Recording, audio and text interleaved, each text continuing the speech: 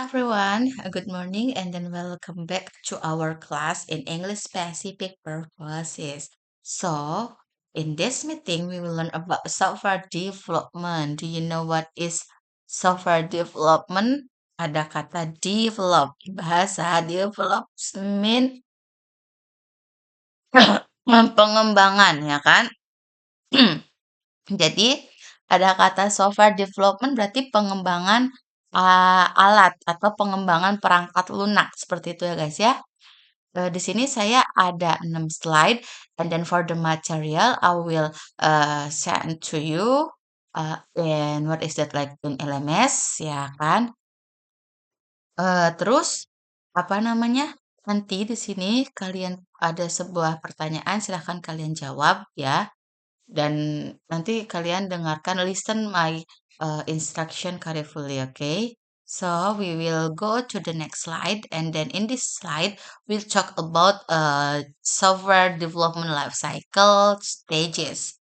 Oke, di sini, oke, I will try explain to you in bahasa. Even I already mentioned here in English, like a planning, requirement analysis, design, development, and then the testing, and then implementation. So, di sini saya sudah ya already mention 6 stages, ya kan? So, I will try to explain you in bahasa to make you more understood. Yes, right?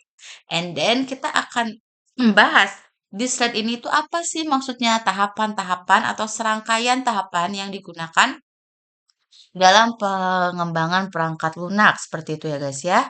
Di sini itu kita itu mengapa sih mengadakan rangkaian atau tahapan gitu kan? Ya untuk memastikan apa? Memastikan kualitas dan efektivitas dari software yang akan dibuat. Nah, di sini ada beberapa penjelasannya, tahapan dari dari software development life cycle ya kan. Yang pertama itu adalah planning. In bahasa planning is what is that? Perencanaan. Jadi, kalau ada kata perencanaan berarti pada tahap ini apa?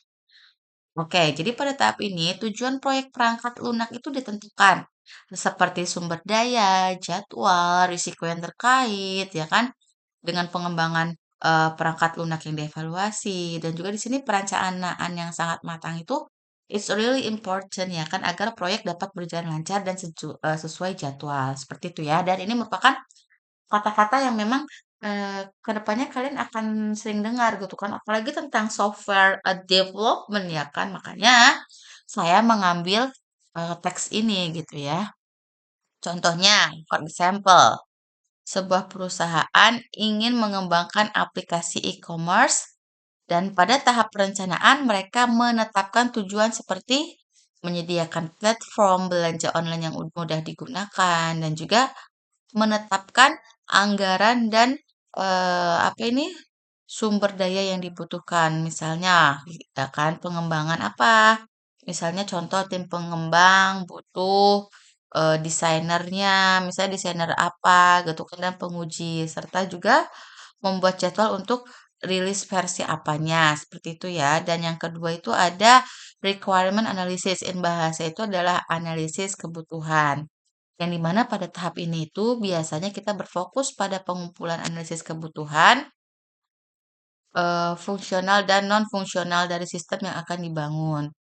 Nah, biasanya hasil dari tahap ini itu merupakan apa? Merupakan SRS atau Software Requirement Specifications yang mendokumentasikan secara rinci apa saja yang dibutuhkan oleh perangkat lunak. Contohnya, misal dalam pengembangan aplikasi e-commerce like a Shopee gitu kan, dia punya analisis kebutuhan yang mencakup kebutuhan fungsional seperti pengguna dapat melakukan check out dengan berbagai metode pembayaran, ya kan?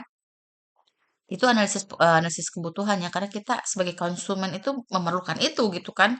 Untuk apa ya? Sekarang zaman udah canggih gitu kan. Serta kebutuhan non fungsional seperti misalnya aplikasi harus dapat menangani misalnya 1 atau 10.000 pengguna sekaligus dan di slide selanjutnya itu ada desain. Ya udah jelas desainnya desain ya. Penjelasannya pada tahap ini kalian mendesain gitu kan, ada bagian tim desainnya gitu kan, kayak misalnya penggunanya bagaimana, alur datanya bagaimana, kayak LMS aja lah ada desainnya kan. Nah, seperti itu ya guys ya. Nah, desain ini bisa menjadi panduan bagi pengembang gitu kan dalam membangun perangkat lunak. Ada juga contohnya misal desainer membuat sketsa antarmuka pengguna untuk aplikasi e-commerce dan menentukan alur transaksi pembelian dan memutuskan penggunaan basic datanya untuk menyimpan data pelanggan gitu kan. Di Shopee aja kita tuh ada data kita itu tersimpan loh ya di Shopee like KTP and then ya itu seperti itu ya guys ya. Dan juga di development itu pengembangan yang artinya pada tahap ini pengembang mulai menulis kode untuk membangun sistem ya kan berdasarkan apa? Berdasarkan desain yang telah dibuat. Pada tahap ini biasanya memakan waktu yang paling lama dalam siklus pengembangan perangkat lunak. Contohnya, mulai menulis kode untuk fitur pencarian produk, halaman checkout, for example like that. Ya, dan yang kelima itu pengujian, ya, pasti testing, ya pasti di testing. Dan yang keenam itu ada implementasi atau penerapannya. Jadi setelah semua tahapan already done dari 1 to 5, itu lalu di penerapan atau lalu diimplementasikan. Yang dimana setelah pengujian selesai dan perangkat lunak dianggap siap, baru deh tuh perangkat lunak dipasang di lingkungan produksi dan dapat diakses oleh semua pengguna. Ya kan, seperti itu. Jadi di sini every our stages on SDLC or software development or life cycle it is have a role atau memiliki goals, tujuan yang penting. Ya karena di sini untuk memastikan bahwa perangkat lunak yang dikembangkan itu it's really good ya kan. It's berkualitas dan dapat memenuhi kebutuhan pengguna. Karena kan kita juga sebagai pengguna ya nggak mau yang biasa saja gitu kan. Dan di slide selanjutnya ini ada tabel software development models and then you can read by yourself and then waterfall what is the advantages and disadvantages ya kan you read by yourself and then yang keempat itu ada teks ya guys ya. Teks itu apa? Di sini saya ada bacaan ya kan. Nah, nanti silahkan kalian dibaca terlebih dahulu. Dan di pertemuan ini silahkan kalian cari sinonim dari proses, salah satu saja. Misalnya proses itu sinonimnya eh the way, misalnya way gitu kan. Proses, ini contoh ya. Proses itu adalah way. Dan nanti kalian dari sinonim yang sudah kalian dapatkan, silahkan kalian membuat satu kalimat dengan kata si way-nya tersebut. Misalnya, for example, the way to make SF apa tadi SFL SDLC we have to do analysis first gitu misal seperti itu dan selanjutnya ya seterusnya development sinonim dari development apa kemudian arti kata sinonimnya tersebut kalian buatkan kalimat seperti itu ya dan yang keenam atau di slide terakhir ini ada teks dan silakan kalian jawab. Ya, jadi di sini instruksinya kalian terlebih dahulu membaca teksnya ya. Jadi di sini ada dua teks.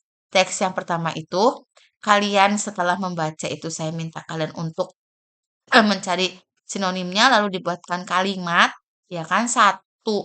Misalnya proses sinonimnya apa? W, silahkan kalian buatkan kalimat yang dimulai dengan kata way. Clear berarti apa? Misalnya jelas berarti bersih atau apa gitu kan sinonimnya. Nanti silahkan kalian buatkan kalimat berdasarkan sinonimnya apa. Dan juga di teks yang kedua kalian hanya perlu menjawab pertanyaan berikut ya guys ya. Oke? Setelah menjawab teks kedua ini software bla bla bla bla bla bla. So here explain the purpose and importance of the planning fase in software development life cycle. Apa ada nggak di sini gitu kan ya? Silahkan kalian baca lalu jawab. Dan silahkan kalian kumpulkan jawaban kalian. Jadi kalian tulis di kertas, di foto saja, tapi tolong foto tersebut dalam bentuk PDF dan diunggah di file kalian masing-masing, milik kalian masing-masing. Ya, seperti itu. Oke? I think that is enough. And then see you next week. Bye-bye, guys. Kita masih memiliki satu pertemuan meeting lagi ya, guys ya. Oke? I think that is enough and then see you guys. Bye-bye. Assalamualaikum warahmatullahi wabarakatuh.